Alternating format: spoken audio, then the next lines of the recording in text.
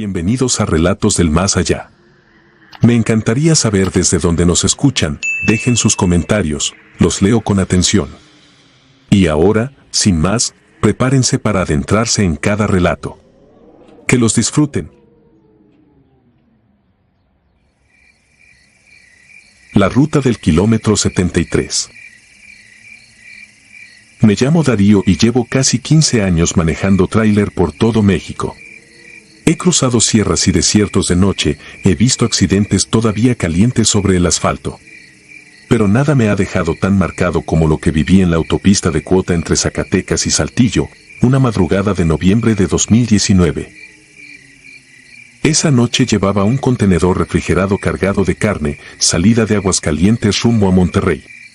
Dormí un par de horas en una gasolinera a las afueras de Zacatecas, café fuerte, revisión rápida de llantas y suspensión, todo en regla. Quería cruzar el tramo más solitario de madrugada para llegar con luz de día. La autopista iba casi vacía. Solo el rugido del motor, el silbido del viento en los espejos y, a lo lejos, alguna luz perdida de otro pesado.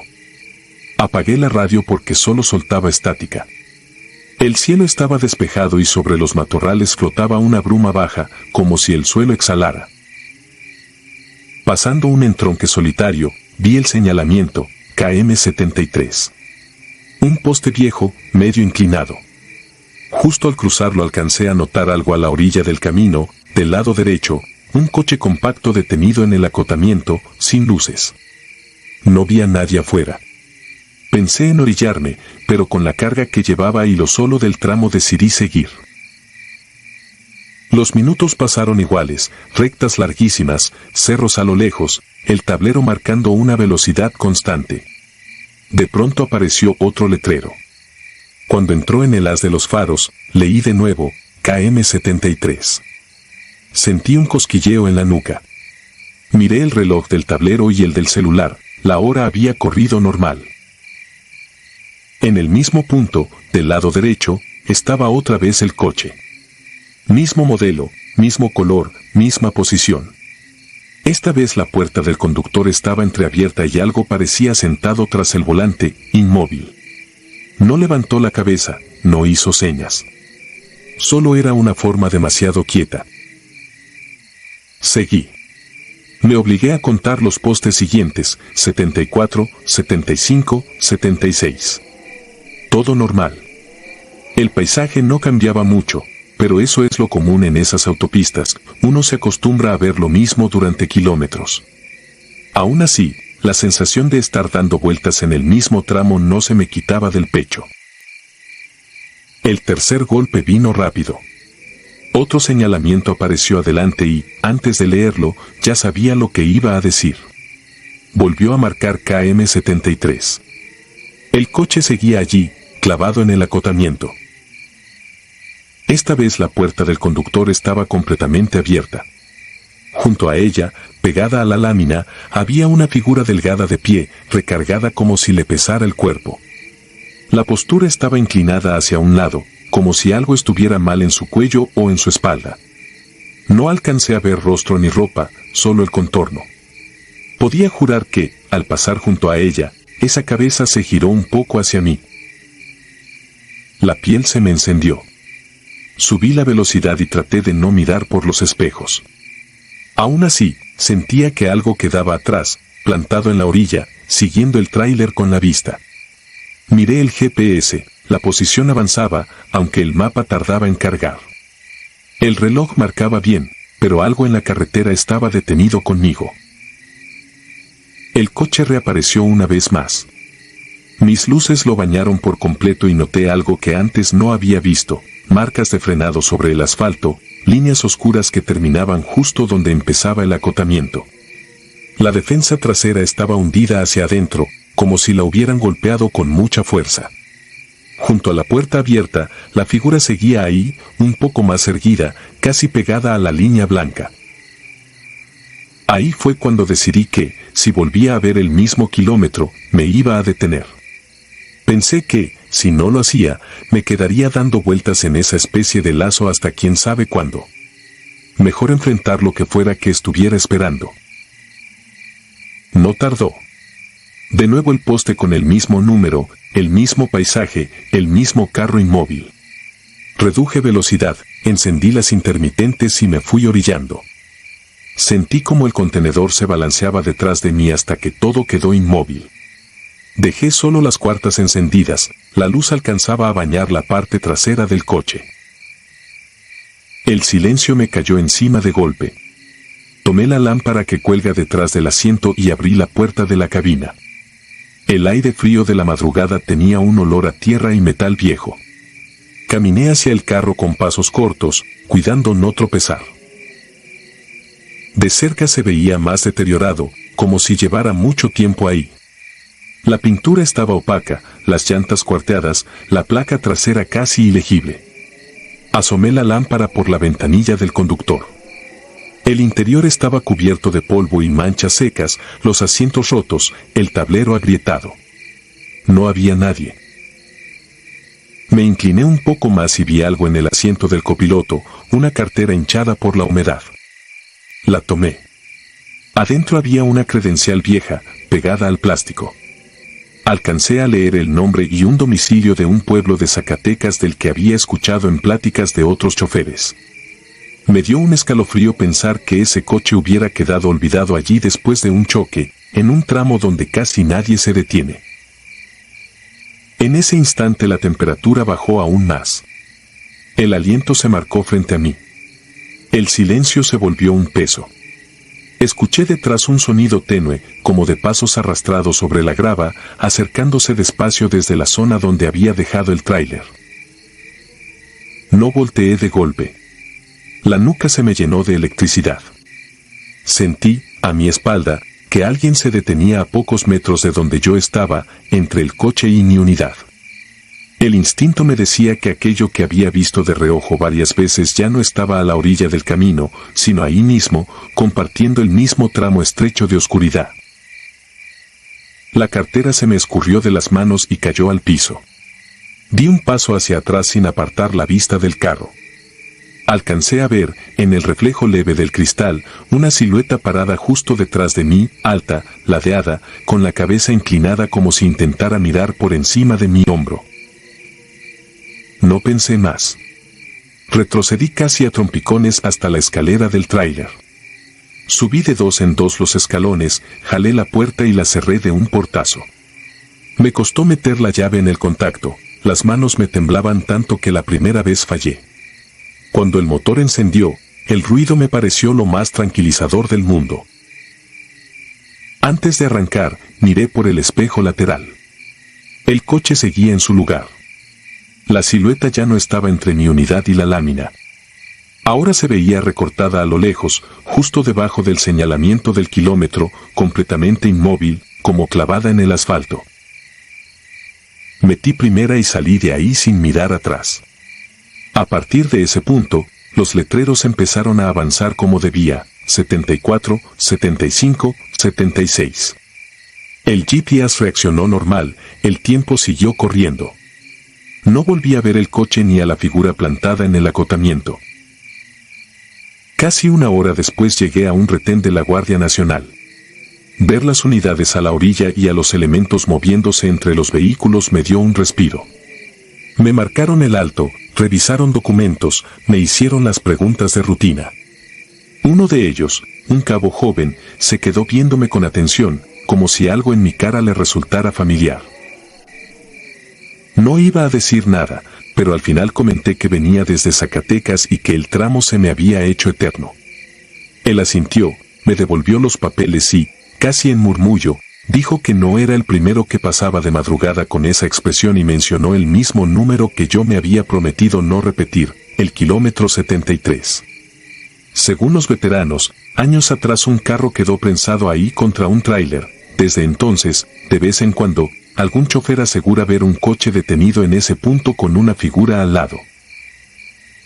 Arranqué y seguí hacia Monterrey.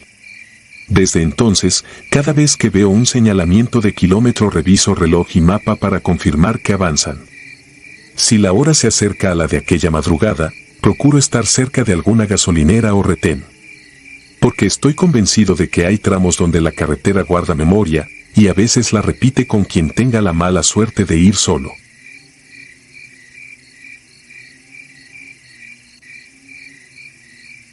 El asiento del acompañante. Me llamo Martín Luján y llevo más de 17 años trepado en una cabina, viendo pasar el país por el parabrisas. He recorrido prácticamente todas las rutas principales, de la frontera al sur, del Golfo al Pacífico. Me han tocado derrumbes, retenes pesados, tramos con rapiña, de todo, pero nada me ha marcado tanto como lo que viví en las cumbres de Maltrata, en Veracruz, una madrugada del 2016. Desde entonces, cada vez que miro de reojo el asiento del acompañante, siento que no voy solo. Esa vez llevaba un viaje desde el puerto de Veracruz hasta la central de abastos en la Ciudad de México. Carga pesada, rollos de lámina en una caja seca, bien sujeta, pero lo suficiente para que cualquier frenada brusca pudiera convertirse en tragedia. La cita de descarga era a primera hora, y por un retraso en el puerto terminé saliendo ya entrada la noche. Calculé que para las 2 o 3 de la mañana estaría subiendo por Córdoba, Orizaba y luego las cumbres. No era la primera vez que pasaba por ahí de noche, pero sí la primera que lo hacía con tanta prisa y tan cansado. Desde Córdoba el clima empezó a cambiar. El aire se hizo más frío y una neblina baja se pegó al pavimento. Conforme me acercaba a Orizaba, veía las luces de otros tráilers perderse en esa bruma espesa. Subí las revoluciones, pero sin confiarme, cualquiera que conozca esa ruta sabe que un descuido ahí no se perdona. Llevaba el freno de motor activado y los ojos clavados en la línea central que apenas se distinguía. No había señal de teléfono desde hacía rato, y el radio de banda civil entraba y salía con interferencias raras, como si algo lo estuviera ahogando. En cuanto empecé la subida fuerte hacia Maltrata, el paisaje cambió a pura sombra. De vez en cuando, en la orilla, se veían montones de flores marchitas y cruces torcidas señalando donde se habían ido otros antes que yo. Las luces de mi unidad se perdían unos metros adelante y el resto era oscuridad compacta. Bajé un poco la velocidad y mantuve la caja bien alineada. No quería confiarme ni un segundo. En eso, al salir de una curva prolongada, distinguí algo que no debía estar ahí. A unos metros delante de mí, en el acotamiento, vi la silueta de una mujer. No estaba precisamente pidiendo aventón, solo estaba de pie, como si me esperara. Traía una especie de blusa clara pegada al cuerpo por la humedad y el cabello, muy largo, colgándole hasta casi la cintura. Lo raro es que no llevaba chamarra, ni bolso, nada. En ese clima cualquiera se cubre aunque sea con una sudadera vieja. Reduje un poco la velocidad, más por inercia que por intención de detenerme. En esta vida uno sabe que a veces los paros en la carretera son señuelos para algo peor. Cuando pasé junto a ella, sentí un escalofrío tan fuerte que los brazos se me llenaron de piel de gallina aunque llevaba la cabina bien cerrada. Intenté verla por el espejo retrovisor, pero en lugar de verla atrás, la vi de nuevo unos metros adelante, parada otra vez junto a la barrera metálica, como si el camino se hubiera doblado sobre sí mismo, como si hubiera dos iguales o como si se hubiera adelantado de alguna forma imposible. Ahí ya no frené, al contrario, apreté el pedal, tratando de sacarme de la cabeza la idea de que algo iba mal. No tardé en notar otro detalle.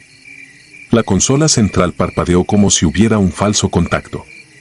El ventilador del clima se apagó solo y, de un segundo a otro, el aire dentro de la cabina se volvió pesado, húmedo, con un olor raro, mezcla de tierra mojada y algo dulzón, como cuando entras a un cuarto donde ha estado un enfermo por mucho tiempo. Tragué saliva y, por instinto, miré al asiento del acompañante. El cinturón estaba caído, como siempre, pero el cojín se veía hundido, como si alguien se hubiera sentado ahí hacía apenas unos segundos. Seguí conduciendo con las manos aferradas al volante. No quise pensar demasiado. Me repetía que era cansancio, que llevaba demasiadas horas sin dormir, que la neblina y la subida me estaban jugando mal. Pero la sensación de que había algo a mi derecha no se iba. De pronto, sin que yo tocara nada, el radio se encendió solo. No salió música, ni voces de otros choferes, solo un ruido áspero, intermitente, como cuando una estación no sintoniza bien, pero con una cadencia extraña, casi rítmica, como si alguien intentara formar palabras y no pudiera. La siguiente curva larga apareció sin aviso. Un tramo descendente donde siempre hay que ir con mucho cuidado. En la orilla, las luces de las patrullas de camino parecen luciérnagas distantes cuando hay accidentes, pero esa noche no vi nada de eso, solo la línea amarilla difusa, la barrera y, de pronto, algo cruzando frente a mí. Era un tráiler que venía de subida, pero por un instante vi dos juegos de faros donde solo debía haber uno. Uno de ellos parecía moverse más arriba, flotando en el aire sobre el otro, como si hubiera un segundo camión trepado sobre el primero.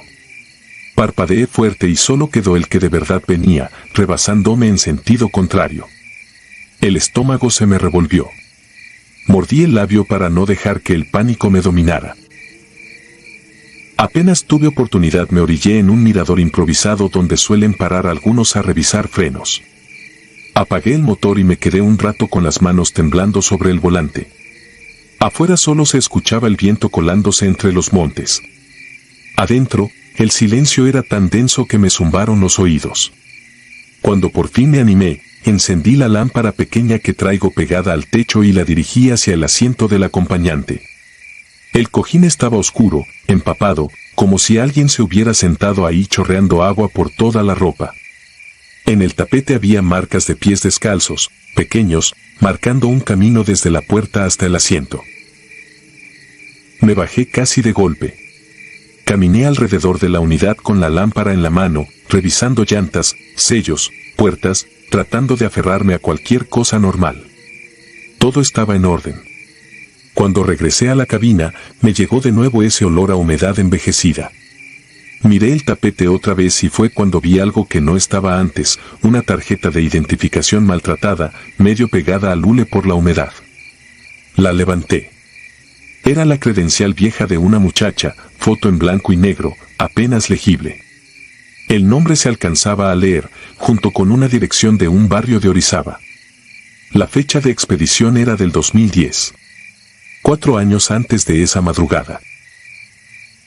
No sé cuánto tiempo me quedé mirando esa foto.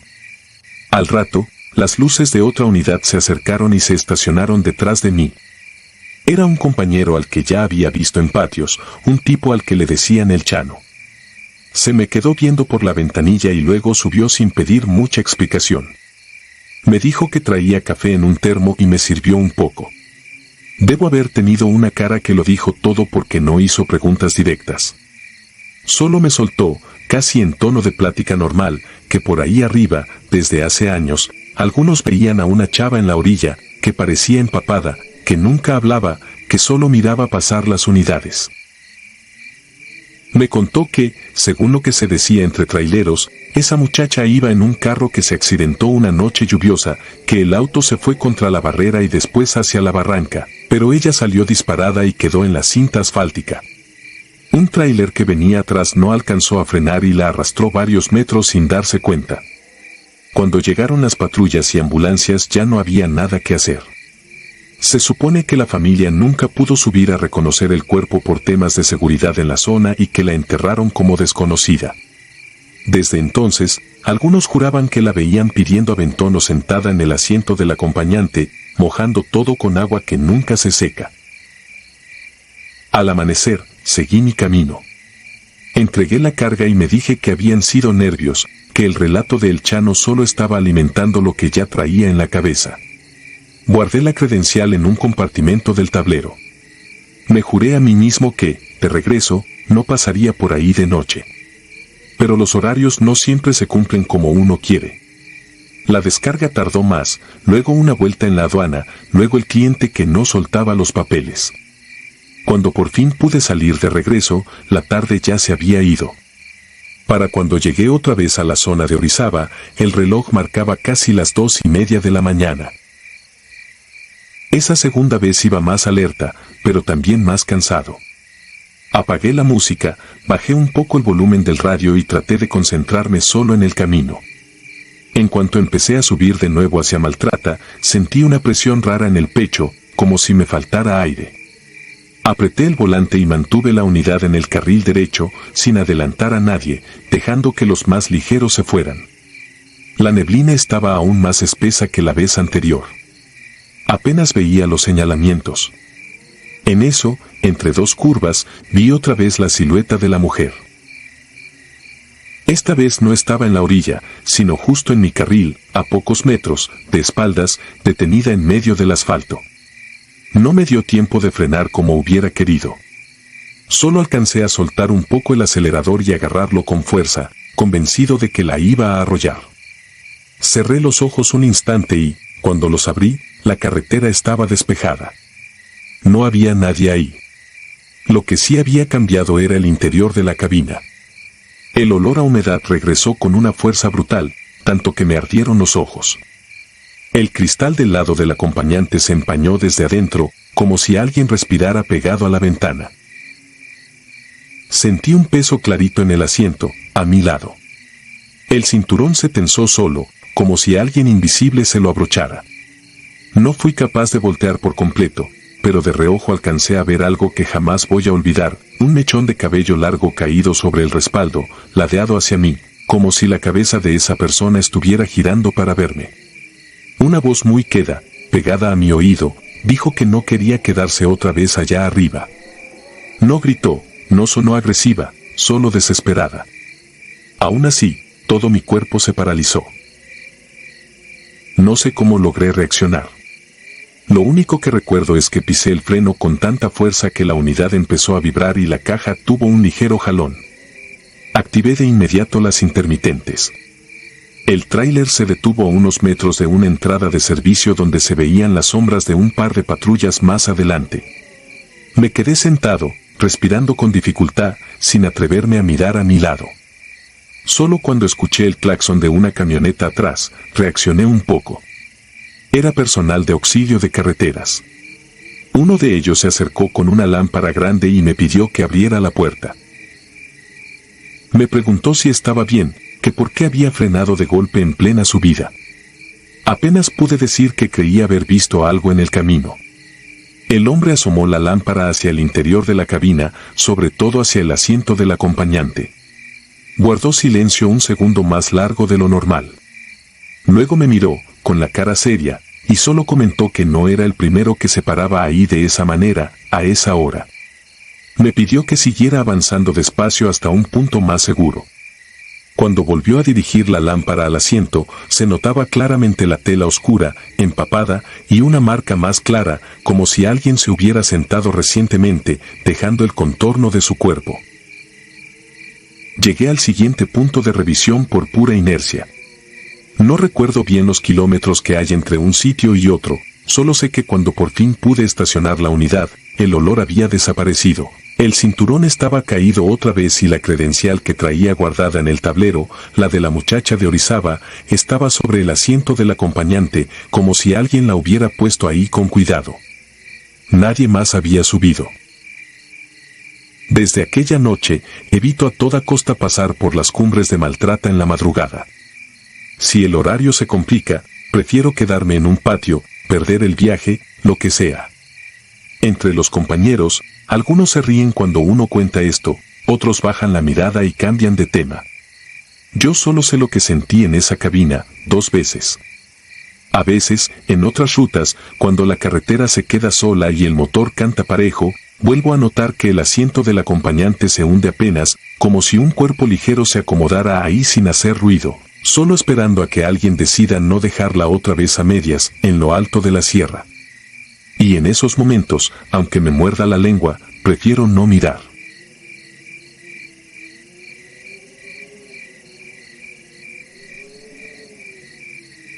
Cabina cerrada. Me llamo Ramiro Ortega y llevo más de 18 años manejando tráiler por todo México. He cruzado fronteras, puertos, desiertos y sierras. Pensaba que ya nada podía sorprenderme allá afuera, que mientras cuides la máquina, respetes horarios y no te metas donde no te llamen, la carretera se porta seria, pero justa. Eso creía hasta una noche del 2017, en la autopista de Mazatlán a Durango. Desde entonces, cada vez que subo esa sierra, siento que no voy solo en la cabina.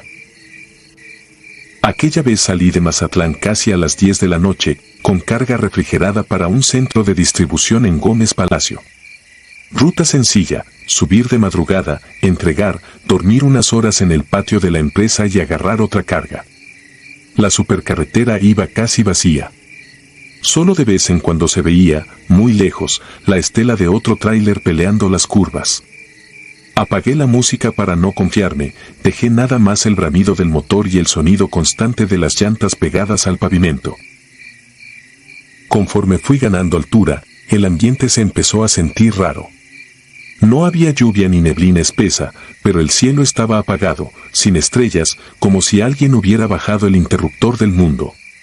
Crucé uno de los túneles largos y al salir vi un letrero en la orilla, KM 142. Normal. Seguí avanzando unos minutos, atento a las curvas, hasta que apareció otro señalamiento. KM 142, otra vez.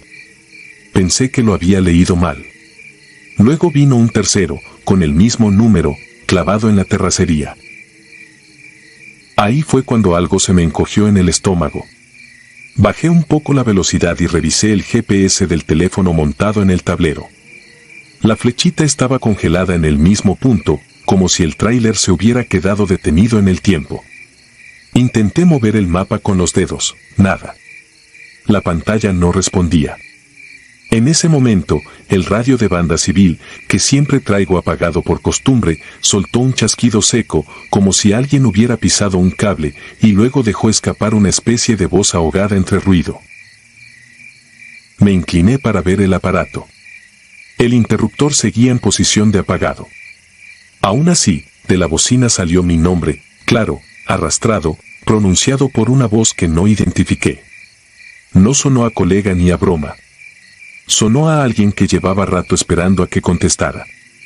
Se me enchinó la piel. No toqué nada. Me obligué a sostener el volante con fuerza, porque sentí que si soltaba una mano, algo iba a aprovechar ese momento. Justo entonces, más adelante, apareció la silueta de otro tráiler. No recuerdo haber visto sus luces acercarse. De pronto ya estaba ahí, en la misma dirección, a un ritmo muy parecido al mío. El cajón era completamente blanco, sin logotipos, sin placas, sin marcas de empresa, como recién pintado. Le pisé un poco para acercarme, pero por más que aceleraba, la distancia no cambiaba. Era como si estuviera colgado frente a mí, a la misma separación, sin importar lo que yo hiciera. Miré por los espejos laterales buscando algún vehículo detrás. Nada. Solo oscuridad. Ni un faro perdido, ni el reflejo de cajas ajenas, ni siquiera el brillo tenue de mi propia caja rebotando. La sensación era la de ir completamente solo, pegado a la ladera de la sierra, siguiendo a un tráiler que no parecía obedecer las reglas de la física. El radio, mientras tanto, dejó de pronunciar mi nombre, pero el ambiente quedó con un zumbido leve, como cuando se acerca una tormenta que nunca termina por soltarse. Decidí orillarme en el siguiente acotamiento para revisar con calma. Encendí intermitentes y empecé a desacelerar. En cuanto bajé un poco la velocidad, las luces traseras de la unidad que iba adelante se apagaron de golpe. Un segundo estaba ahí, con esa caja blanca flotando en la noche, y al siguiente ya no había nada. La carretera quedó limpia. Pisé el freno con cuidado hasta dejar el tráiler completamente detenido sobre la franja del acotamiento. Dejé el motor encendido y puse el freno de aire. El silencio en la cabina se hizo grueso. Volví a tomar el teléfono, el GPS seguía congelado en el mismo tramo. Estaba pensando en reiniciar el aparato cuando sentí y escuché un golpe seco justo detrás de mí, en la puerta del camarote. No fue un crujido de la estructura ni un acomodo de la carga. Fue un portazo claro, como si alguien hubiera empujado con rabia desde adentro. El respaldo del asiento vibró contra mi espalda. No me atrevía a girar. Tenía la certeza absurda, pero fuerte, de que si volteaba de golpe, iba a encontrar a alguien parado ahí, a menos de 1 metro. Tragué saliva, respiré hondo varias veces, conté despacio. Al final, con el corazón desbocado, giré apenas el cuello para mirar por encima del hombro. El camarote se veía igual que siempre, cama revuelta, mochila recargada, una chamarra colgando del respaldo. Pero el ambiente ahí atrás estaba pesado, como si otro cuerpo acabara de moverse y todavía quedara su rastro en el aire. Regresé la vista al frente, quité el freno de aire y no apagué el motor ni por un segundo. Seguí adelante, ahora sin señalamientos visibles durante un buen rato. El radio de banda civil tembló de nuevo en su base. De la bocina empezaron a salir respiraciones largas, profundas, muchas, como si en el canal hubiera varias personas inhalando y exhalando al mismo tiempo, cerca, demasiado cerca. Ninguna palabra. Solo ese ritmo pegajoso de aire entrando y saliendo. Giré el botón de volumen, aunque en teoría el aparato seguía apagado. En cuanto lo hice, el sonido se cortó por completo. En ese mismo instante, algo extraño se dibujó en el parabrisas, la forma oscura de alguien parado muy cerca de la defensa, justo en el centro del carril. No lo vi directo, lo vi como reflejo, pegado al vidrio. Frené instintivamente y alcé la vista, listo para maniobrar. La carretera estaba limpia. Ni una silueta, ni una sombra atravesando la cinta. Seguí subiendo sin saber cuánto tiempo llevaba ahí. El reloj del tablero marcaba 1 hora, mi cuerpo sentía otra.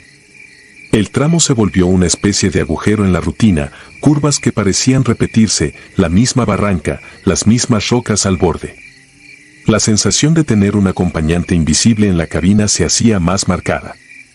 Por momentos sentía una especie de peso detrás del asiento, como si alguien se recargara con confianza, acostumbrado a ese lugar. De pronto, adelante se abrió la noche y apareció el brillo de la caseta de cobro. Las luces blancas de los arcos se vieron como una salida. Un segundo antes de llegar, el GPS reaccionó de golpe, se actualizó la posición y la hora. Según el sistema, yo había recorrido más de 50 kilómetros en menos de 20 minutos, algo totalmente fuera de la realidad para ese tipo de autopista. Me quedé viendo la pantalla un momento, pero el claxon de una camioneta detrás me obligó a avanzar. Pagando en la caseta, el cobrador apenas me levantó la mirada. Seguí hasta el área de descanso unos kilómetros más adelante. Había varios tráileres estacionados en fila. Me acomodé junto a uno de ellos y bajé de la unidad con las piernas ligeramente temblorosas. El aire de la madrugada estaba frío, pero se sentía más normal que lo que traía en la cabina. Entré a la tiendita por un café, tratando de no pensar demasiado. Adentro, un operador de barba canosa, sentado junto a la ventana, se me quedó viendo con curiosidad. Me preguntó de dónde venía y a qué hora había cruzado la parte alta. Cuando le dije la ruta y el horario, frunció el ceño y soltó un comentario que me heló más que el café. Dijo que desde hacía años varios evitaban subir solos la sierra después de la medianoche. Contó, sin muchos detalles, que una noche tranquila un tráiler refrigerado se había ido al barranco con todo y operador, y que la empresa tardó varios días en localizar la unidad, porque el sistema la marcaba siempre en un mismo punto, como si nunca hubiera avanzado. No quise preguntar en qué kilómetro había sido. Compré mi café, regresé al tráiler y me quedé un rato con la puerta abierta, viendo la fila de unidades dormidas, escuchando el tic-tic del motor enfriándose. Adentro, la cabina olía a lo de siempre, diésel, plástico caliente, café viejo. Y, sin embargo, en el camarote seguía flotando ese peso raro, como si alguien hubiera dejado su presencia tirada en la cama y no pensara llevársela. Desde esa noche, cada vez que me toca cruzar esa autopista, trato de programar el viaje para que el tramo alto me agarre con luz de día. Cuando el trabajo no permite y me agarra la madrugada allá arriba, subo con el radio desconectado, el GPS actualizado y la mirada fija en la línea blanca del carril. Aún así, casi siempre, en cierto punto, la pantalla se congela unos segundos y los señalamientos se sienten repetidos. Y lo peor es que, de vez en cuando, en el espejo lateral alcanzo a distinguir por un instante la caja blanca de un tráiler sin logos, sin placas, siguiéndome a ritmo exacto, manteniendo siempre la misma distancia. Nunca intento alcanzarlo ni dejo que me rebase. Solo aprieto más fuerte el volante, cierro bien la cabina y continúo. Porque ya entendí que en ese tramo de sierra no todos los viajes pertenecen a los vivos y hay unidades que siguen rodando aunque hace años dejaron de llegar a su destino.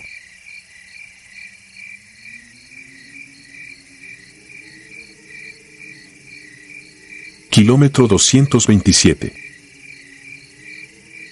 Me llamo Julián Pineda y llevo más de 25 años moviendo carga por las carreteras de México. He visto de todo: derrumbes, asaltos, neblina cerrada, choferes dormidos estampados contra las boyas. Siempre pensé que lo peor que podía pasarnos allá afuera era algo que tuviera explicación, una falla en los frenos, un mal cálculo en una curva. Lo que viví aquella noche en la supercarretera Durango-Mazatlán no entra en esa categoría. Y te lo cuento porque desde entonces, cada vez que paso cerca de un cierto tramo, siento que mi historia todavía no termina. Era finales de 2018. Tenía que llevar una carga de pescado congelado desde Mazatlán hasta Torreón. Salí del puerto casi al anochecer, con el mar todavía oliendo a sal detrás de mí y la sierra enfrente como una sombra enorme. El aire estaba frío, pero el cielo despejado prometía una buena noche de manejo. Revisé 2 veces la presión de las llantas, las luces, el sistema del Thermo-King. Todo en orden. Tomé la autopista de cuota, esa que se pierde entre túneles y puentes altísimos donde abajo no se ve más que negrura. Los primeros kilómetros fueron tranquilos. Solo el rugido constante del motor, la luz del tablero y de vez en cuando las luces lejanas de otro tráiler en sentido contrario. A esa hora casi no hay autos particulares, es territorio de carga pesada y de los que estamos acostumbrados a manejar con el reloj encima. Pasé el primer túnel largo, luego otro más corto. Miré el marcador, kilómetro 210. Iba bien de tiempo, calculé que antes de las 3 de la mañana estaría saliendo de la autopista rumbo a Gómez Palacio. Fue después del kilómetro 220 cuando todo empezó a salirse de lo normal. La radio de banda civil se llenó de un ruido seco, como cuando se mete interferencia, y luego se quedó muda. Cambié de canal. Nada. Pensé que estaría fallando la antena. En el retrovisor, el cielo se veía completamente limpio, pero delante de mí el horizonte se fue quedando cada vez más negro, como si las luces del propio camión alcanzaran menos de lo habitual. Bajé un poco la velocidad. No había neblina, ni lluvia, ni nada. Solo esa sensación rara de que la noche se estaba cerrando sobre el parabrisas. A lo lejos vi unas señales reflejando la luz del tráiler. 2 triángulos de emergencia perfectamente alineados en el acotamiento. Automáticamente pensé en un compañero con problemas.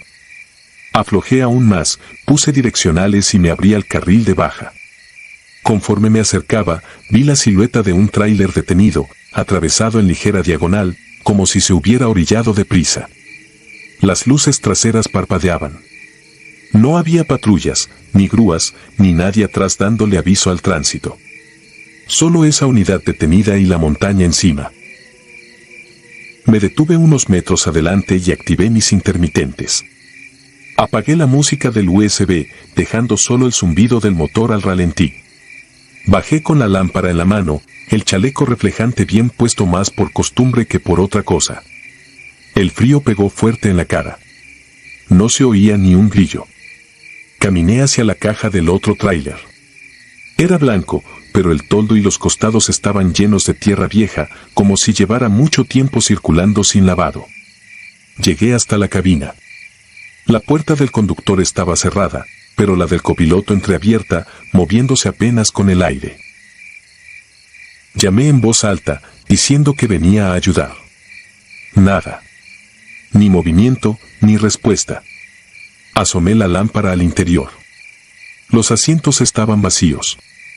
El tablero apagado, sin contacto, pero las luces externas seguían parpadeando como si estuvieran conectadas a otra cosa. El olor ahí dentro no era a diésel ni a sudor de chofer. Era un olor pesado, como de humedad vieja y metal, pegado a la tapicería. En el asiento del copiloto vi una carpeta de plástico negra, llena de hojas dobladas. La tomé con cuidado.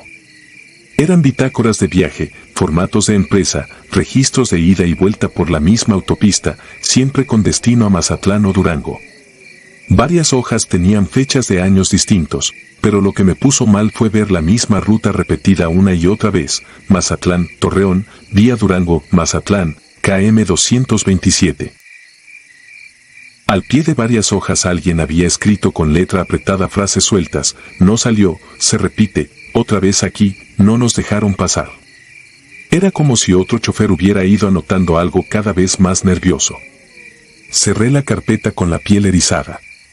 Justo en ese momento escuché un portazo a mis espaldas, fuerte, en mi propio tráiler. Me giré de inmediato.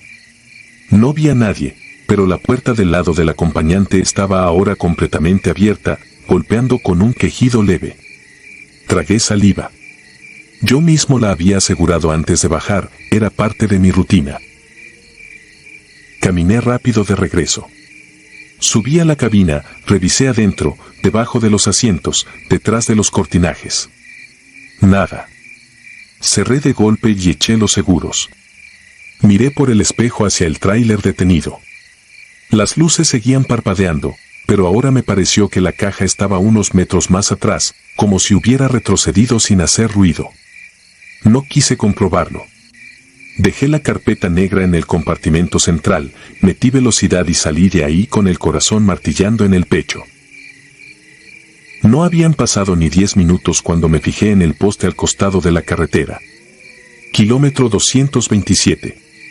Pensé que era normal, que ya debía estar cerca. Seguí adelante, concentrado en la línea blanca del carril. El tramo siguiente se hizo muy largo, más de lo que recordaba.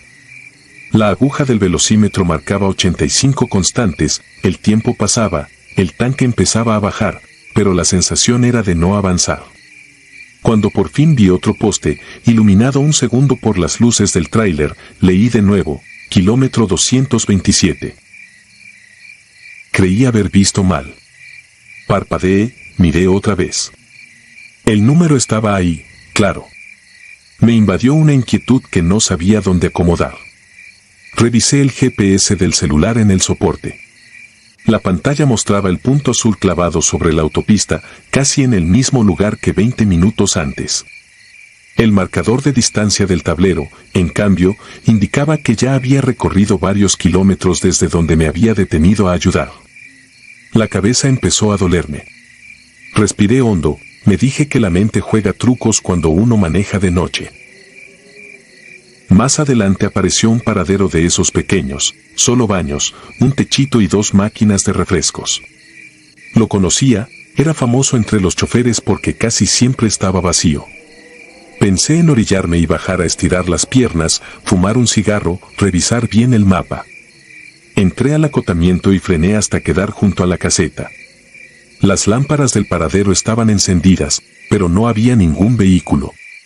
Puse freno de mano, apagué el motor y el silencio me cayó encima como una manta demasiado pesada. Bajé.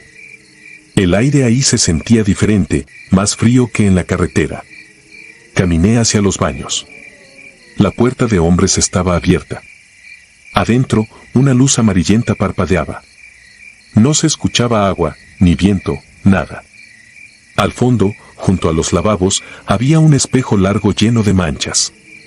Me quedé un momento viéndome. Tenía la cara pálida, los ojos hundidos por las desveladas. Detrás de mi reflejo, por un segundo, me pareció ver las luces de un tráiler pasando muy despacio, como si estuviera estacionado justo donde yo había dejado el mío. Me giré y allá afuera no había nada. Regresé a la unidad con un nudo en el estómago. Cuando abrí la puerta de la cabina, el panel de la radio se encendió solo.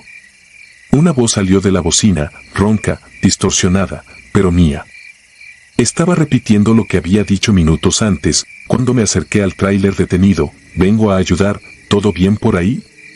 Era exactamente mi voz, con mi acento, como si alguien hubiera grabado la escena y la estuviera reproduciendo. La radio ni siquiera tiene función de grabadora. Bajé el volumen de un manotazo. El panel se apagó al instante, quedando otra vez muerto. No pensé más.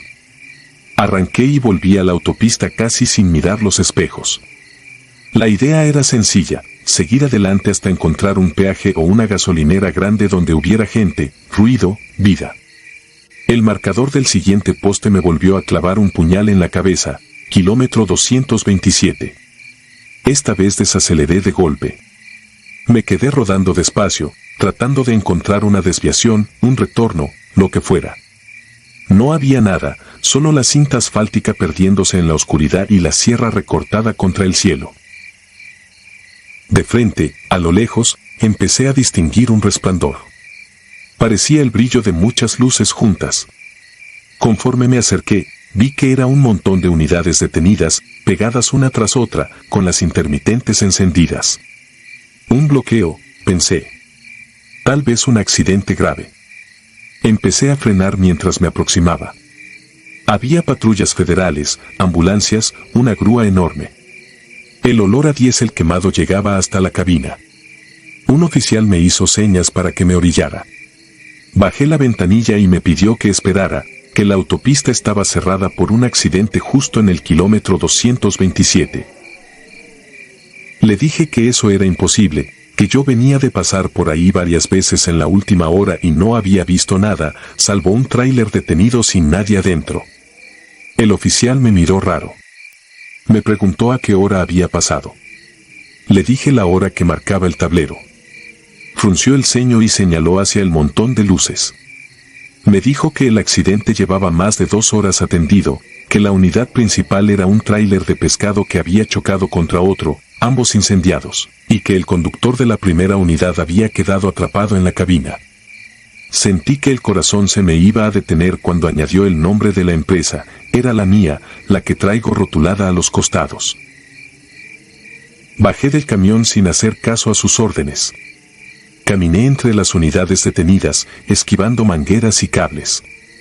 Un paramédico me gritó algo, pero seguí avanzando hasta que vi la silueta de un tráiler calcinado, irreconocible en gran parte, pero con la placa lateral todavía colgando. Era mi número de unidad. El mismo que llevaba esa noche. El mismo que tengo pegado al tablero desde hace años.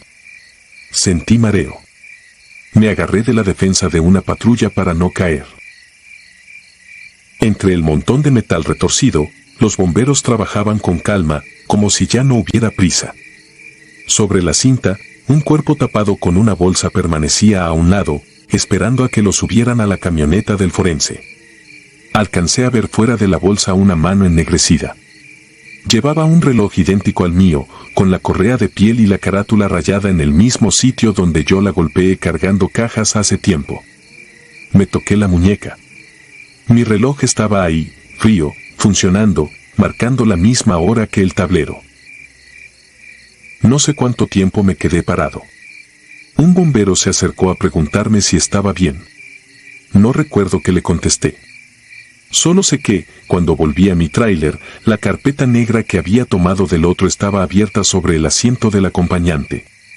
Arriba de todas las hojas había una nueva, limpia, con la ruta escrita a mano, Mazatlán, Torreón, vía Durango, Mazatlán, KM 227. Abajo, en un espacio donde solía ir el nombre del operador, estaba escrito el mío, con tinta oscura, y la fecha de esa misma noche. Desde entonces evito esa autopista. Prefiero dar vuelta por Zacatecas aunque gaste más diésel y tiempo. Pero a veces, cuando voy de noche por cualquier otra carretera y el camino se queda sin tráfico, veo a lo lejos el parpadeo tenue de unas luces fijas, justo donde marca un kilómetro cualquiera. Y siento, muy dentro de mí, que tarde o temprano me van a obligar a regresar al 227, a terminar un viaje que, tal vez, ya terminé y no quiero aceptar.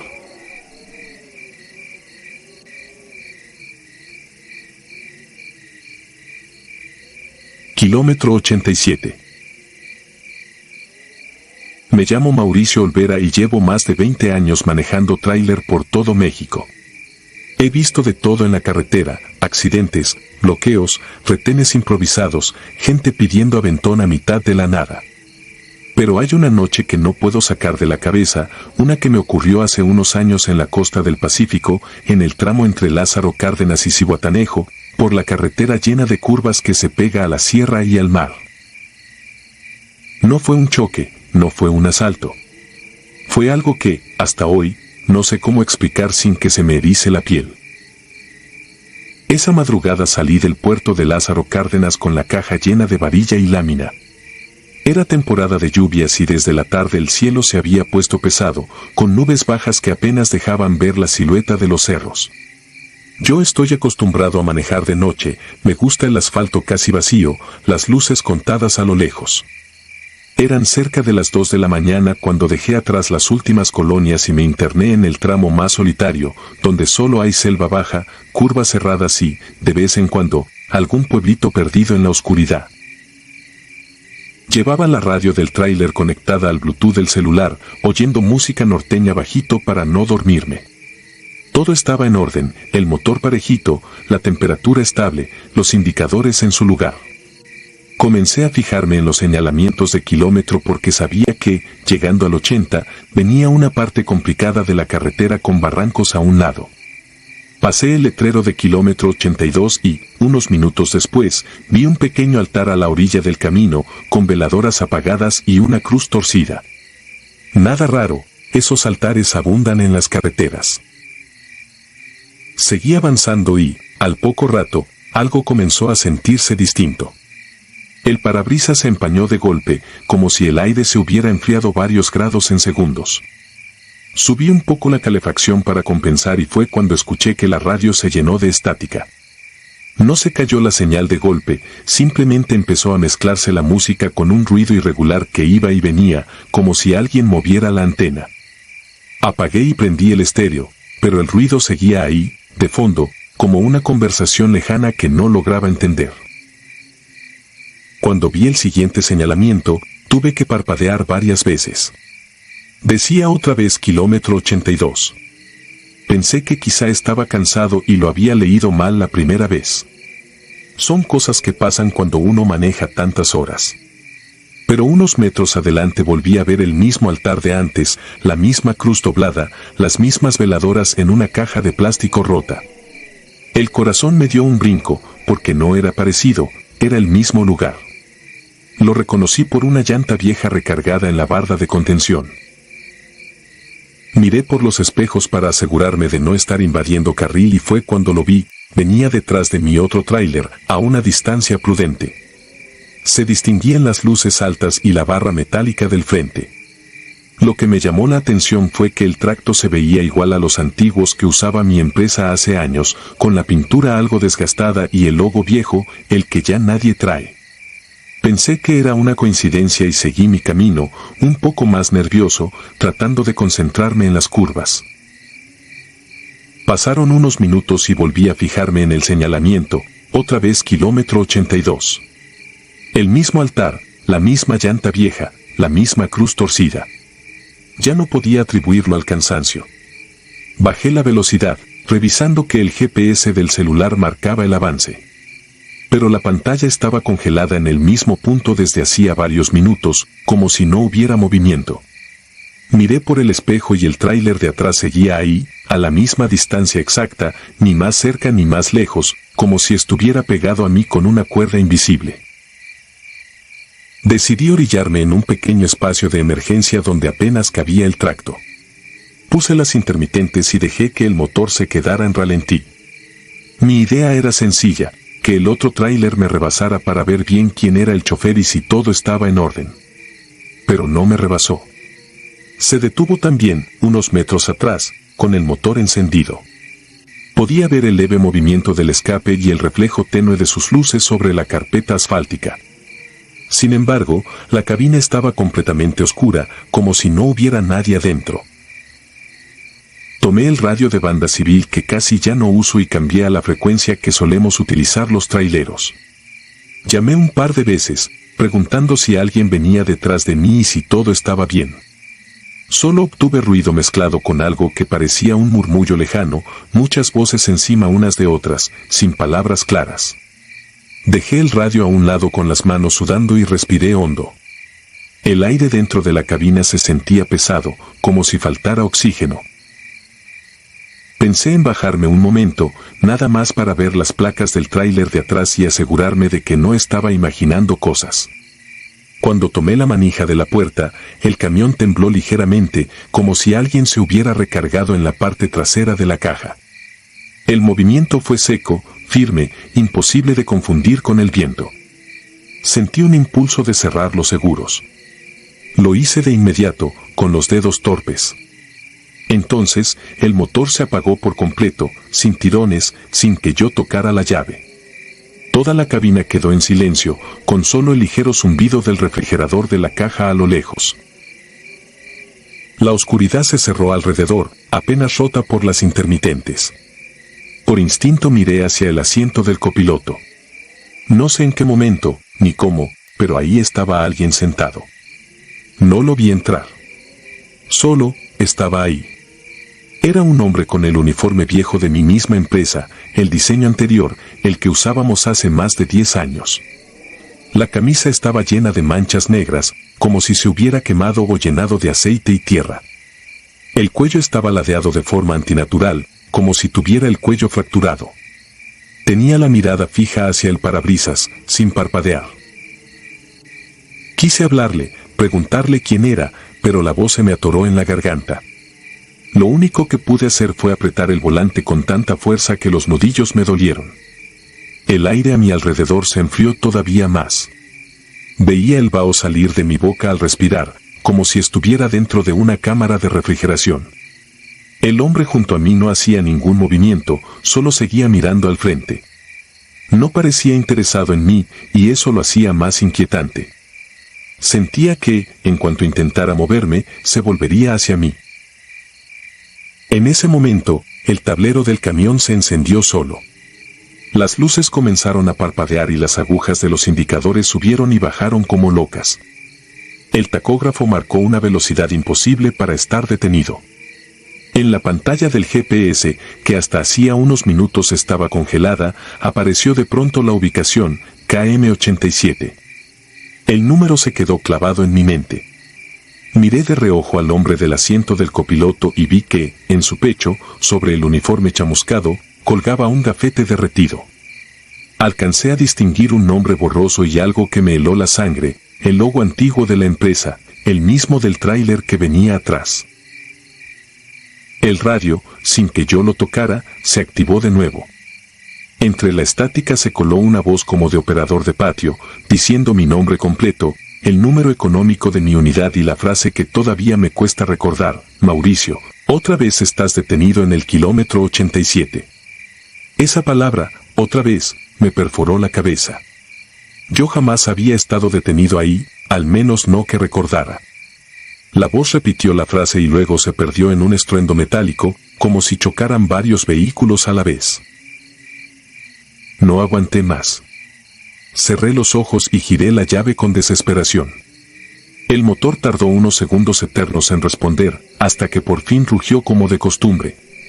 Abrí los ojos y el asiento del copiloto estaba vacío. El aire seguía frío, pero ya no tanto. Miré por el espejo y detrás de mí no había ningún tráiler, ninguna luz, nada.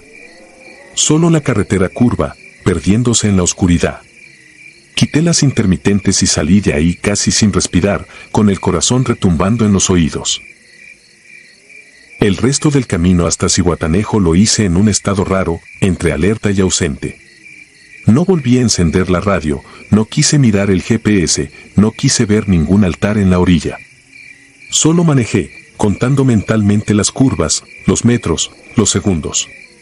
Cuando por fin amaneció y llegué al patio de la empresa, me temblaban las piernas al bajar de la unidad. Fui directo a la oficina del monitorista, un viejo que lleva toda la vida revisando las rutas en la pantalla. Le pregunté, sin rodeos, si alguna vez había tenido registro de mi unidad detenida en ese lugar. Al principio se hizo el que no entendía, pero cuando insistí, me miró con una mezcla rara de cansancio y lástima. Me contó que años atrás, antes de que yo entrara a la empresa, un chofer de la vieja flotilla se había accidentado precisamente en el kilómetro 87 de ese tramo. Su tráiler cayó por un barranco en una noche de lluvia y nunca recuperaron todo el cuerpo. Desde entonces, varios operadores habían reportado cosas extrañas allí, tiempos muertos en el GPS, señales repetidas, la sensación de que otro tráiler idéntico al suyo lo seguía de cerca. No sé si lo que vi fue el rastro de ese hombre o algo más que se quedó atrapado en ese tramo de carretera. Lo único que sé es que, desde aquella madrugada, cada vez que alguien menciona el kilómetro 87, siento un peso en el pecho y una especie de frío en la nuca. Sigo manejando, es mi trabajo y mi vida, pero ese pedazo de asfalto lo evito siempre que puedo. Y cuando no hay de otra más que pasar por ahí, bajo el volumen de la radio, reviso 2 veces los espejos y mantengo la mirada fija al frente, rezando para no volver a ver un tráiler con el logo viejo pegado a mi espalda ni a un copiloto que nunca subió a mi cabina.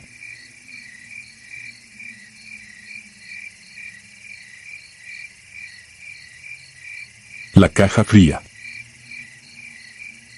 Me llamo Miguel y llevo más de 15 años manejando tráiler en las carreteras de México.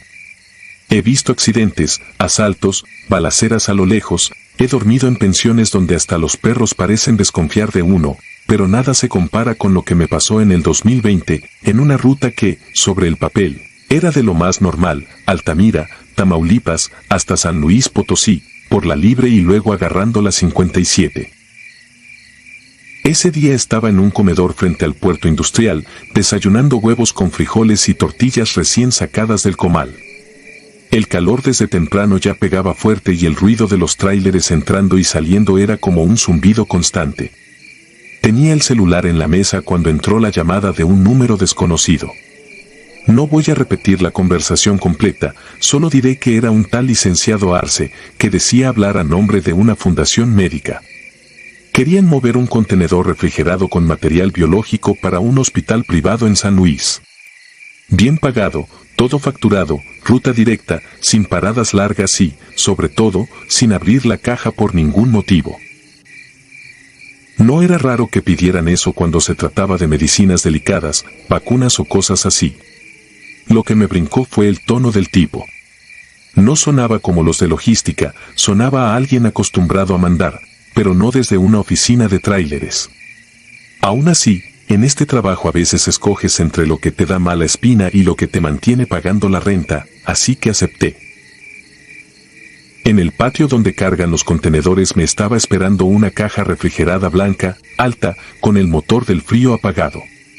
Tenía sellos nuevos y unos códigos que no entendí, pero sí alcancé a leer, en una etiqueta pegada de lado, la palabra donaciones. Un operador de montacargas me ayudó a acomodarla y firmé los papeles. Cuando el guardia de la caseta revisó la orden, me miró raro, como si quisiera decir algo y se arrepintiera. Solo estampó su firma y me regresó la carpeta. Salí del puerto cerca del mediodía. El sol rebotaba en el asfalto y el motor del refrigerado empezó a trabajar, ese ronroneo constante que uno termina ignorando. El tramo hasta Ciudad Mante pasó sin novedad, salvo un par de topes mal señalados y un retén donde apenas me revisaron. Lo raro comenzó ya rumbo a Ciudad Valles, en esa parte donde la carretera se mete entre cerros y cañaverales y las curvas parecen iguales todas. Primero fue el frío. No afuera, sino dentro de la cabina. Bajé un poco el clima porque sentí la piel de los brazos enchinada, pero el aire estaba apagado. Aún así, el parabrisas se empezó a empañar por dentro, como si yo fuera en invierno, no en pleno calor huasteco. Miré la pantalla del control del refrigerado, marcaba 4 grados, luego 2, luego subía a 6 y volvía a bajar. Eso no debía pasar, esas cajas son bastante estables. Luego llegaron los golpes. 3, secos, en la pared que separa la cabina de la caja. No eran vibraciones de la carretera, eran como cuando alguien pega con la palma abierta, con desesperación, y luego se queda quieto. Pensé en cajas mal sujetas, en una tarima que se había recargado mal, en cualquier cosa que no implicara que hubiera alguien ahí atrás. Pero en cuanto la mente pone esa imagen, ya no se la quita. Pasando Valles paré en una gasolinera vieja, de esas donde todavía hay bancas metálicas y la tienda huele a café recalentado. Bajé a cargar diésel y, mientras el surtidor hacía su trabajo, caminé alrededor del tráiler.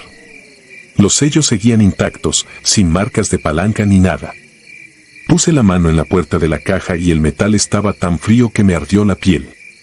Del borde inferior salía un hilito de vapor, como si por dentro tuvieran una cámara de sacrificio. Regresé a la cabina, pero antes de subir volví a escuchar los golpes, esta vez más constantes, más rabiosos, acompañados de algo que no quiero adornar, eran lamentos. No gritos claros, pero sí sonidos que solo hace una garganta humana. Sentí el estómago encogerse. Me quedé plantado junto a la llanta, viendo el contenedor, dudando entre marcar al licenciado, llamar a la policía o simplemente arrancar y fingir que no oía nada. Terminé llamando al contacto. Me contestó al primer tono. Le dije que el control marcaba temperaturas extrañas y que había ruidos. Se hizo un silencio pesado y luego habló con voz muy baja, como si le molestara tener que explicarse. Dijo que eran restos de donadores, que la caja iba llena de bolsas con material, que no me espantara, que a veces el plástico y el metal hacían ruidos raros con el frío. Pero yo sé distinguir un gemido de un crujido de plástico. También me dijo, con una firmeza que me hizo apretar los dientes, que no había autorización para abrir nada, que si lo hacía me iban a caer problemas encima que no quería imaginar.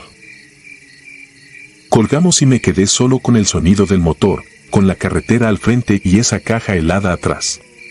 Pude haberme regresado al puerto, pude haber dejado la unidad en la gasolinera y largarme, pero no lo hice. Era de noche ya cuando crucé Río Verde. El tramo hacia San Luis es largo, recto y solitario. A esa hora solo van autobuses y unos cuantos tráileres cargados igual que yo, con historias que nadie pregunta. Los golpes se transformaron en algo peor. Empezó un golpeteo constante, como si adentro hubieran muchas manos pegando al mismo tiempo, y entre ese ruido se colaba la vibración de algo arrastrándose. El volante me sudaba en las manos y tenía la mandíbula tan apretada que me dolía la cabeza. Había momentos en que el ruido se detenía por completo y ese silencio repentino era peor, porque me dejaba esperando el siguiente impacto. A unos kilómetros de San Luis, antes de llegar a un entronque donde suele haber patrullas, vi luces azules a lo lejos. Un retén. Dios sabe que nunca me había alegrado de ver un operativo hasta ese día. Me hicieron la seña de orillarme. En cuanto el oficial se acercó a la puerta, la caja volvió a vibrar con furia, como si quienes estuvieran dentro hubieran olido la presencia de uniformados. El policía se asomó por la ventanilla y me preguntó de dónde venía y qué llevaba. Le di la carpeta.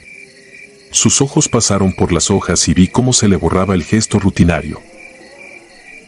Me dijo que apagara el motor, tanto del camión como del refrigerado.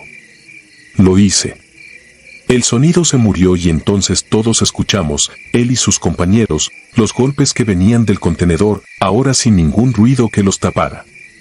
Uno de ellos se llevó la mano al arma, otro intercambió miradas con el oficial. No hicieron preguntas, no bromearon. Solo pidieron el número del contacto en los documentos y se apartaron a hablar por radio. Pasaron minutos eternos. Yo ya no sentía las piernas. En un momento dado llegó una camioneta blanca sin logos, con vidrios polarizados. Bajaron dos hombres con chalecos que no tenían ningún emblema visible, pero traían una seguridad en el caminar que no era la de los operadores de carretera. Hablaron con los policías a un lado, lejos de mí, señalando la caja mientras los golpes seguían, cada vez más débiles. Uno de esos hombres se acercó a la puerta de mi lado. No olvidaré su cara. Ni siquiera trató de fingir cordialidad. Me dijo que la carga era de una institución nacional, que venía de una exhumación masiva en el norte, que eran restos en traslado, que los ruidos eran efecto de la presión y el frío, que entendían mi impresión pero que todo estaba autorizado. No mencionó leyes, no mencionó sellos oficiales. Solo añadió que era mejor que yo llegara a la bodega de destino, firmara y me olvidara del viaje. La orden era clara: seguir. Los policías se hicieron a un lado, la camioneta se colocó detrás de mí y me escoltó el resto del trayecto. Entramos a San Luis por una zona industrial que yo no conocía, alejada de la carretera libre, con naves gigantes sin letreros. En una de ellas se abrió un portón metálico y me hicieron meter la unidad en reversa. Todo muy rápido, muy limpio. Apenas detuve el tráiler, un grupo de hombres con overoles y cubrebocas se acercó a la caja. Uno de ellos anotaba algo en una tabla. Otro me pidió firmar de recibido y entregado. No me dejaron ver cuando abrieron. Me hicieron pasar a una oficina pequeña, con un escritorio, un ventilador y una cafetera apagada. Me dieron un agua caliente y me dijeron que esperara. A través del vidrio esmerilado alcanzaba a distinguir sombras moviéndose, camillas, algo que parecía una plancha de metal. De vez en cuando llegaba hasta mí un olor mezcla de cloro fuerte y algo más pesado, dulce, que se metía en la cabeza y en el estómago. Cuando por fin me dieron luz verde para irme, ya eran casi las 5 de la mañana. Yo estaba vacío, sin ganas de discutir ni de pedir más explicación. Solo quería salir de ahí. Me pagaron en efectivo, más de lo acordado. En el sobre venía, además, una tarjeta con un número escrito a mano por si quería volver a trabajar con ellos. No he vuelto a llamar. Lo que sí pasó fue que, semanas después, en una pensión de Matehuala, vi en las noticias de madrugada una nota breve sobre un hallazgo en San Luis, una bodega vinculada a tráfico de órganos y cuerpos sin identificar, ubicada en una zona industrial al oriente de la ciudad. La imagen del helicóptero mostraba desde arriba los techos de varias naves. Una de ellas tenía en la entrada un portón igualito al que se abrió aquella noche para que yo entrara. Apagué la televisión, pero eso no detuvo los ruidos en mi memoria. Desde entonces, cada vez que engancho una caja refrigerada y en el espejo veo el contenedor blanco detrás de mí, siento que, aunque vaya vacío, algo viene golpeando desde adentro, pidiendo que lo saque a la luz. Y sé que, si vuelvo a transportar algo parecido, tal vez ya no sea solo mi conciencia lo que se quede en la carretera.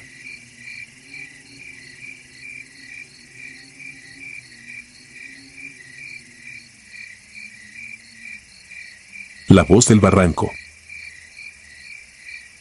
Me llamo Martín y llevo más de 20 años metido en un tracto. He cruzado todo el país con carga de todo tipo, desde refresco hasta varilla. Me han tocado asaltos, accidentes, retenes falsos y carreteras que cualquiera consideraría una sentencia de muerte. A eso uno se acostumbra, aprende a vivir con el riesgo y a confiar en el camión y en el instinto. Pero hay algo a lo que no te acostumbras nunca, a lo que no puedes explicar. Lo que voy a contar pasó en 2019, en la autopista de Veracruz rumbo a Puebla, subiendo por las cumbres. Esa zona ya de por sí impone respeto, curvas cerradas, pendientes duras, neblina de la nada y cruces con flores pegados a la orilla que te recuerdan que un descuido basta para no volver a tu casa. Esa noche yo llevaba acero, la caja venía pesada y traía el horario pegado. Tenía que estar en la planta temprano o me cargaba la empresa. Salí del puerto casi a medianoche. La ciudad quedó atrás y, con ella, las luces.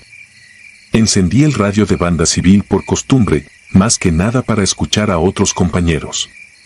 El aire en la cabina estaba templado, el motor se sentía parejo y el camino, al principio, venía tranquilo. Conforme fui tomando altura, empezó la neblina fina, esa que parece inofensiva pero te va comiendo la visibilidad de a poco. No recuerdo la hora exacta, pero el reloj del tablero marcaba algo cerca de las 3 cuando escuché la primera llamada en el radio. Era una voz de hombre, cansada, como de alguien que lleva muchas horas manejando. Se identificó con un indicativo simple, Rulo, y pidió que si alguien iba subiendo, le respondiera. Como casi no había tráfico, decidí contestar. Preguntó la velocidad, el tramo, si ya había pasado cierto mirador. Todo normal, plática de ruta para no dormirse. Mientras hablábamos, empecé a notar que la temperatura dentro de la cabina bajaba sin razón. El clima estaba apagado, las ventanas cerradas y aún así sentí como se me enfriaban las manos en el volante. Pensé que era el cansancio, pero el frío se instaló en los brazos, en la nuca, como si alguien hubiera abierto una puerta invisible. La voz de Rulo sonaba extraña, de pronto se alejaba, luego regresaba, como si el radio no pudiera decidir si tenía señal o no, pero jamás se cortaba del todo. Me dijo que venía cargado con cemento, que los frenos se le estaban calentando y que sentía el remolque jalado, como si algo lo empujara hacia el barranco. Intenté tranquilizarlo, le dije que bajara una velocidad, que se pegara al acotamiento, que no se confiara. Mientras le hablaba, empecé a notar algo raro. Cada vez que él decía en qué kilómetro estaba, coincidía con lo que yo acababa de pasar, como si viniera pegado detrás de mí, pero revisaba los espejos y no veía ningún juego de luces. En una de esas, la voz cambió de tono. Ya no sonaba solo cansada, sonaba resignada. Dijo que, si algo salía mal, ojalá por lo menos encontraran la caja y entregaran la carga. Luego se escuchó un ruido metálico, como cadenas reventando, y un golpe seco. Después, solo estática. Pensé que se le había apagado el radio. Apreté la mandíbula y seguí subiendo despacio, con la vista clavada en la línea blanca, sintiendo el volante más pesado que nunca. No pasaron ni 15 minutos cuando vi al frente el reflejo de torretas. Patrullas, una ambulancia y una grúa ocupaban casi todo el carril. Reduje velocidad y me orillé. Había un tráiler destrozado unos metros abajo, entre la maleza, con la cabina chueca y la caja abierta. Un paramédico me hizo señas para que avanzara con cuidado. Me detuve a la altura de una patrulla y bajé para preguntar si necesitaban algo. El oficial, con cara de cansancio, me dijo que ya no había nada que hacer, que el operador había fallecido horas antes. Ahí fue donde algo no me cuadró. Horas antes. No minutos, no media hora. Horas. Le pregunté por puro impulso cómo se llamaba el operador. El oficial revisó una hoja en el cofre de la patrulla y respondió sin darle importancia: Raúl, apodado Rulo. Sentí como el estómago se me apretaba. Le pregunté la hora del accidente y me dijo que había sido alrededor de la medianoche, que llevaban rato esperando a la grúa grande para sacar la caja. Regresé al camión con las piernas flojas. Encendí el motor y seguí, casi en automático, sin mirar hacia el barranco. Tenía la boca seca y las manos sudadas.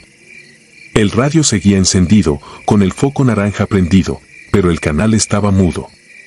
No quise apagarlo ni cambiarlo, algo en mí sentía que si lo hacía iba a provocar algo peor. Terminé la subida y, cuando por fin la carretera se hizo más amable, me dieron ganas de llorar del simple alivio de estar en recta. Esa noche entregué la carga sin decir nada. ¿Cómo le explicas a un supervisor que venías platicando con un operador muerto? ¿Cómo se lo cuentas a tu familia sin que te miren diferente? Guardé el episodio como se guarda una herramienta rota en la caja, al fondo, donde no estorba pero sabes que está ahí. Durante semanas evité esa ruta. Pedía cambios de viaje, inventaba pretextos, lo que fuera con tal de no subir otra vez por las cumbres en la madrugada. Pero el trabajo es el trabajo y tarde o temprano te alcanza. Mes y medio después me volvieron a programar Veracruz, Puebla nocturno. A esa altura ya había convencido a medio mundo, incluso a mí mismo, de que lo de Rulo había sido una mezcla de interferencia, cansancio y coincidencias. Me repetía eso mientras revisaba las llantas, los sellos de la caja, las luces, tratando de controlar el temblor leve en las manos. Antes de salir tomé una decisión: no encendería el radio en el tramo de subida. La noche estaba clara, sin neblina al principio. Conduje con la radio apagada, el tablero iluminado solo por lo necesario. Conforme fui entrando a la zona de curvas, el aire dentro de la cabina empezó a enfriarse igual que aquella vez, de golpe, sin explicación. Intenté ignorarlo. Me concentré en las revoluciones, en la presión de aire de las cámaras, en el ruido del motor. Todo estaba bien, pero la piel se me erizaba como si tuviera corriente por debajo. No sé en qué momento exacto pasó. Lo único que recuerdo es el pequeño chasquido del radio encendiéndose solo. No lo toqué, no rocé el botón. Simplemente se prendió, el foco naranja volvió a brillar y el canal se llenó de estática. Por un instante pensé que era una falla eléctrica, hasta que, entre el ruido, se coló una voz que ya conocía. Era la misma, cansada, con ese tono de alguien que lleva demasiada carretera encima. Preguntó, igual que la primera vez, si alguien venía subiendo vacío, rumbo a Puebla. Sentí como los dedos se me clavaban en el volante. No contesté. La garganta se me cerró. La voz llamó una vez más, esta vez usando mi nombre, como si estuviera sentado a mi lado. No me explico cómo pudo hacerlo. Nadie en la empresa sabía de esa plática, yo no había contado nada. Apreté los dientes y seguí manejando, sin responder, sin atreverme a bajar la vista al panel. Después de unos segundos que se hicieron eternos, la voz dijo algo que todavía hoy me cuesta repetir, que tuviera cuidado en el siguiente retorno, que las curvas no perdonan a quien se confía.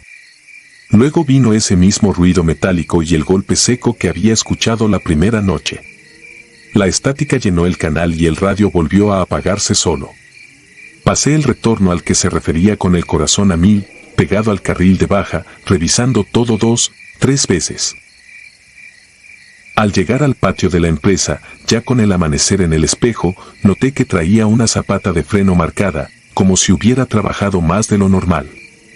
El mecánico me dijo que, de haber seguido así, en otra bajada la cosa se habría puesto fea.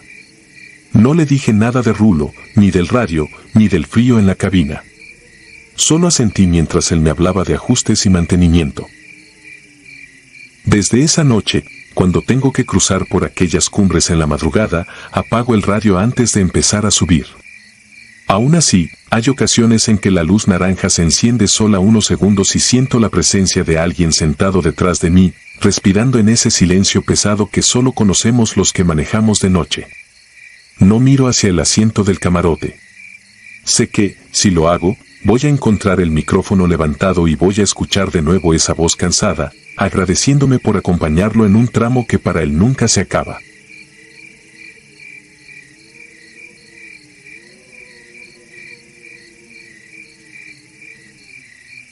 Kilómetros sin regreso.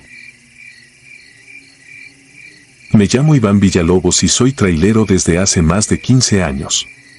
He rodado por casi todo México, pero la única vez que sentí que la carretera quería quedarme fue en la sierra entre Durango y Mazatlán. Desde esa noche no cruzo ese tramo después de las 8. Era septiembre de 2019. Salí tarde de Gómez Palacio con un full de abarrotes rumbo a Tepic. El cliente pidió entrega temprana y acepté avanzar de noche para ganar tiempo. No llovía, el cielo estaba limpio, pero la autopista iba casi vacía. Las pocas luces que veía desaparecían rápido entre curvas y túneles. Pasando uno de los puentes más altos, el marcador de diésel empezó a bajar de golpe. Tenía calculada una estación antes del tramo pesado, pero cuando llegué la encontré apagada, con las bombas sin energía y la entrada bloqueada. La radio del camión, siempre llena de voces, se quedó muda. Apagué la música y solo quedó el motor. Seguí unos kilómetros esperando que el consumo se normalizara, pero la autonomía del tablero descendía sin sentido. El GPS perdió señal y el celular marcaba solo la hora. A los lados no se veía ningún rancho ni una sola luz lejana. El aire dentro de la cabina se sentía denso, como si el tráiler trajera algo extra.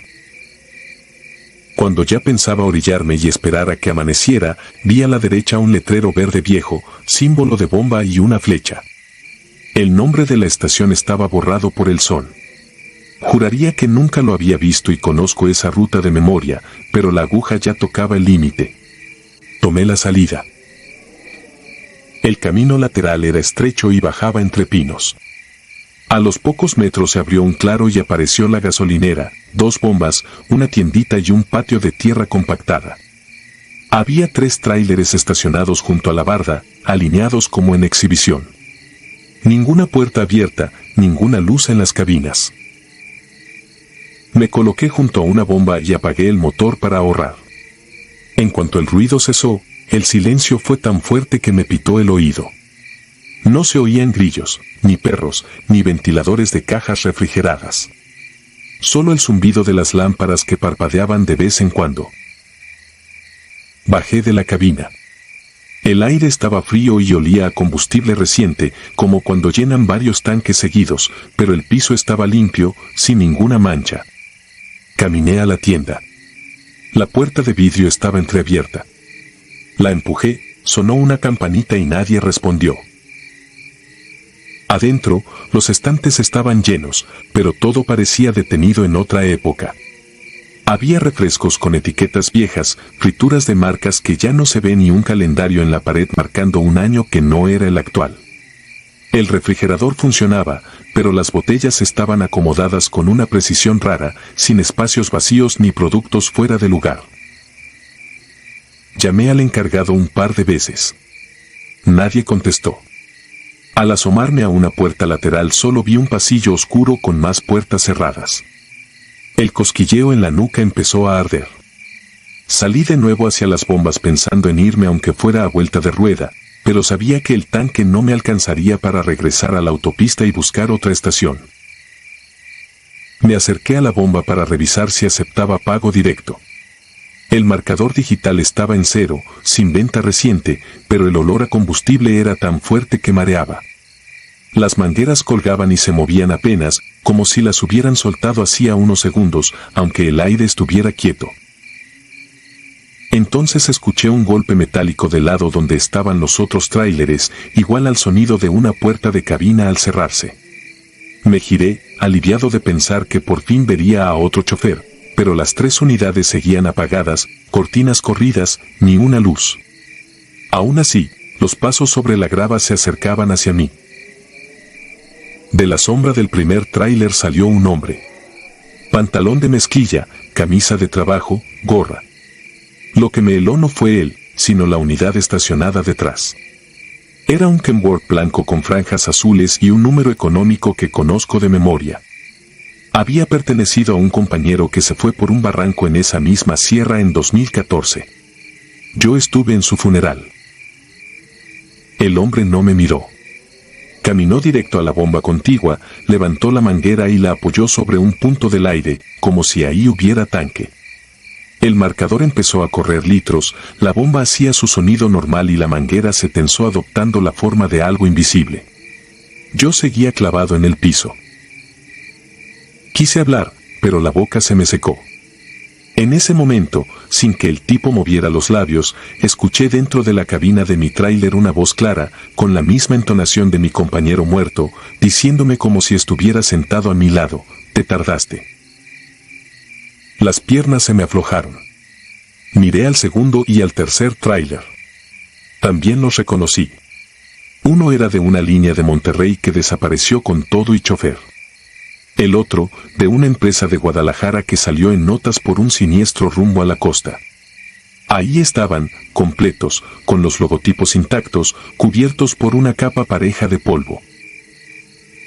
La radio del camión, que había estado muda, se encendió sola. Desde la cabina apagada empezó a salir estática fuerte y, entre ese ruido, se colaron voces.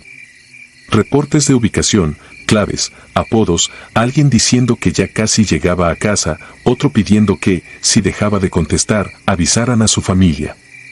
Voces montadas unas sobre otras, sin pausa. Encima de la cabina escuché pasos avanzando por el toldo. No había techos ni ramas que explicaran ese ruido. Los pasos se fueron hacia la caja, recorrieron toda la longitud del tráiler y se detuvieron a la altura de las puertas traseras. El aire en la espalda se volvió helado. Sentí, sin verlo, que algo se había acomodado ahí, pegado al metal. Busqué con la mirada un pueblo cerca, una casa con luz, cualquier cosa. Fuera del círculo de la gasolinera solo había oscuridad compacta. Miré de reojo el vidrio de la tienda y en el reflejo vi, por un instante, varias siluetas recargadas en mis defensas y en las llantas. No alcancé a contarlas. Parpadeé y ya no estaban. De pronto, sin que yo tocara la llave, el tablero del camión se encendió. El indicador de diésel subió de golpe hasta casi lleno. Escuché el sonido del seguro de la puerta levantándose solo. Entendí que, fuera lo que fuera eso, esperaba que yo subiera y siguiera el recorrido con lo que ya venía trepado en la caja. Reaccioné por instinto. Me lancé a la cabina, cerré la puerta y ahora sí metí la llave. El motor encendió a la primera, pero sonaba forzado, como cuando llevas más peso del permitido. Metí velocidad y salí de la isla sin voltear a la tienda ni a los otros tráileres. Solo quería ver de nuevo los señalamientos de la autopista. Al tomar el camino de regreso sentí que el claro se alejaba demasiado rápido. Cuando me reincorporé al carril de alta, miré el reloj del tablero. Habían pasado 15 minutos desde que tomé la salida. El cronómetro del viaje marcaba más de una hora detenido. El GPS recuperó señal y me colocó varios kilómetros adelante del puente donde yo recordaba haber visto el letrero. Al revisar por el espejo, el tramo de barra metálica era continuo. No había camino lateral, ni anuncio, ni nada. Entregué la carga a tiempo, pero desde esa noche reviso el tanque como maniático antes de entrar a esa sierra. Si algún compañero me pregunta por estaciones en ese tramo, solo le digo que desconfíe de las que están demasiado solas y demasiado limpias. No les cuento todo, pero sé que hay una gasolinera que no aparece en los mapas, donde se juntan las unidades que nunca llegaron a su destino y donde alguien sigue cargando viaje tras viaje, esperando a los que dejamos que la aguja baje demasiado en el kilómetro sin regreso.